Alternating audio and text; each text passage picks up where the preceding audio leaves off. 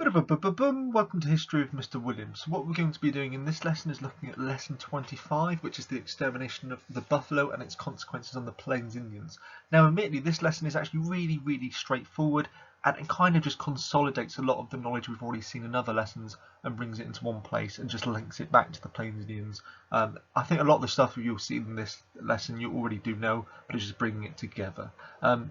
So what we have first of all is just look at the background about the numbers in relation to the buffalo in the American West. So if we first of all start by looking at the fact that in the 1840s there are an estimated 13 million buffalo. So obviously absolutely tons there, and obviously they would be used by the Native Americans to live their nomadic lifestyle around and to hunt.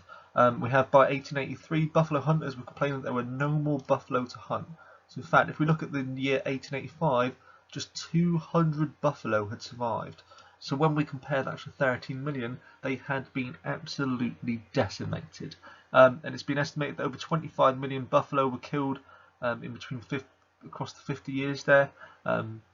So again, it's just shown that the extent to which they were destroyed. And then even between these 2 years here, 1872 to 74, 4.5 million buffalo were killed just by buffalo hunters alone. Okay, so it shows that actually, there were tons of buffaloes to start with, and their numbers were reduced heavily as we go throughout our story, but in particular towards the latter part where we see buffalo hunters arriving. And it's been estimated that the Plains Indians would have only needed around 1 million of these buffalo to actually continue their survival. So it shows that actually they would not have decimated the buffalo if they continued living their nomadic lifestyle, but with the arrival of the white settlers, this obviously led to their destruction. So what we need to be looking at then are just some of the key factors that led to the extinction, or the near extinction I should really say, of the buffalo in the American West. Now again, these are very straightforward, so I'm going to be quite quick with these, but the basic development. If we had more towns, shops, railroads, that's where the buffalo would have previously lived, would have previously migrated across. So it's good. These basic developments in towns, they block the natural migration of the buffalo, so they can no longer cross there, they can no longer live there. That's going to reduce their numbers in one way, but again this is also going to lead to other things. For example, the impact of the Industrial Revolution. Simply, buffalo hide was often used to make leather. Okay, so simply it was a good material, it was a nice, easy, cheap material. So often what happened is hunters would go out there and they would hunt the buffalo, they would skin the buffalo, take its hide, and then send that back east. Okay. In fact, we've even got here in 1871 a new machine was created which could turn the buffalo hide into leather even cheaper and quicker. So more people would do that, and often they would only take the hide back east. Okay, so they left the rest of the buffalo to go to waste, which is very sad considering the Plains Indians would have obviously used every part of it. Next one, transport. Simply the fact that again, that with the railroads coming, it's basically going to be easier to transport the buffalo back across to the east. It's going to be easier to use that as a commodity, but also simply the more railroad spread, the more buffalo hunted, which you will see more about in a second, because it was ease of access if you think about it, but also there'll be something specific I'll mention soon. Weapons, again, simply the fact that you had more precise rifles, ones with longer ranges, meant that obviously you could kill the buffalo in one shot, which meant that they're more likely to die. Nice and easy and simple, straightforward reason. Again, that does kind of link back to the Industrial Revolution slightly. Disease. So again, the buffalo caught disease from the cattle and horses and the homestead animals. Again, if you think at this time, we've got the development of the cattle industry, people like John Iliffe bringing cattle near to the buffalo. They're going to be not only taking up the buffalo's grazing lands, etc., but also obviously bringing disease. And in fact, that's very similar to how a lot of the Native Americans actually ended up dying of diseases such as smallpox too. It's the cattle industry, so just, in fact that's very much similar to what I've just said there, but they're going to be using up the grass that the buffalo would have previously used as well. So railroad workers, as more railroads were built, there was an increase in demand for meat to feed the workers. Obviously, the fact that if you've got buffalo roaming nearby, quickly just shoot them and then you might be able to use that meat to quickly feed yourself. It's a very simple, straightforward solution, and it's what they used and did. But obviously, again, they may have eaten the meat there, but they might have left a lot of other things that previously the Native Americans would have used as well. Again, waste. This is probably one of the saddest parts, as I mentioned, very much similar to what I've just said. Many hunters excuse me, killed more than they needed, left the animal to take without the hides. They literally often did just take the skin or the hide back with them, and the rest of the animal was left to rot. Again, it was not being used, but that meant more buffalo will obviously die as well.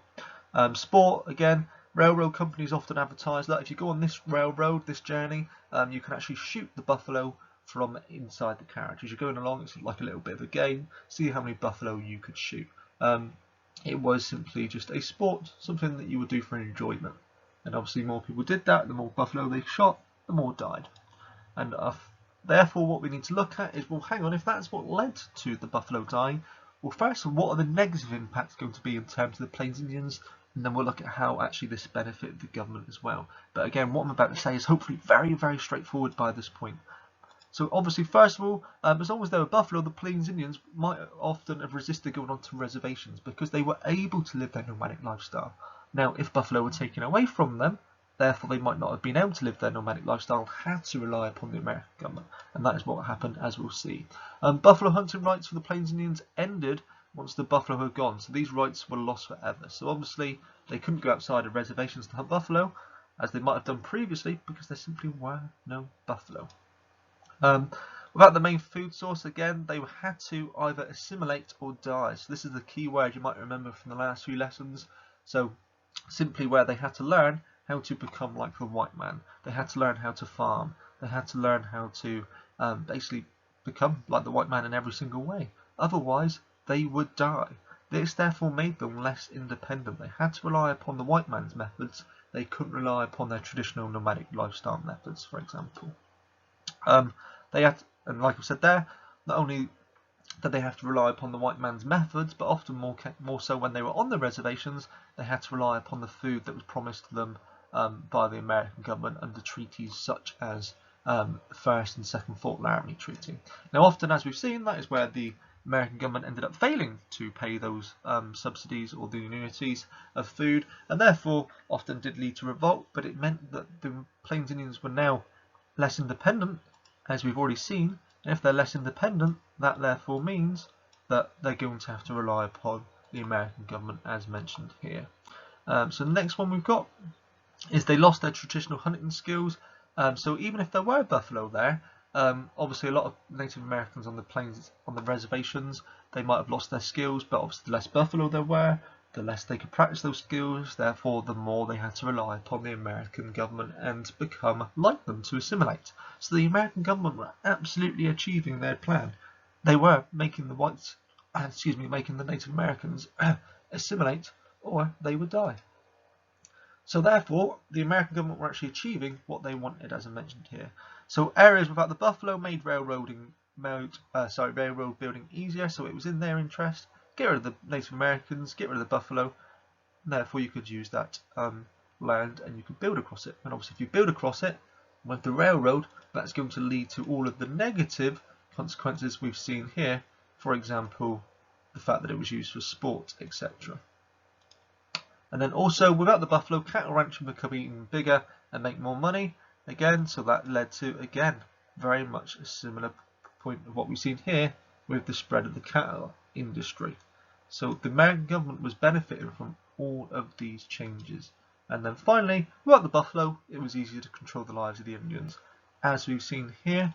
So whilst all of this above here was negative for the Native Americans, on the converse side, it was very, very positive for the American government because it meant that they were therefore taking control and making the Native Americans depend upon them, which meant that they could assimilate them and make them become the white settlers, or die.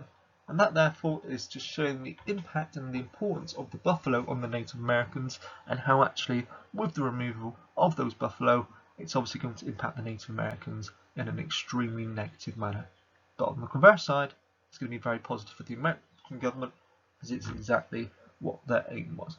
So that's history of Mr. Williams. Thank you. Boom, boom, boom, boom, boom.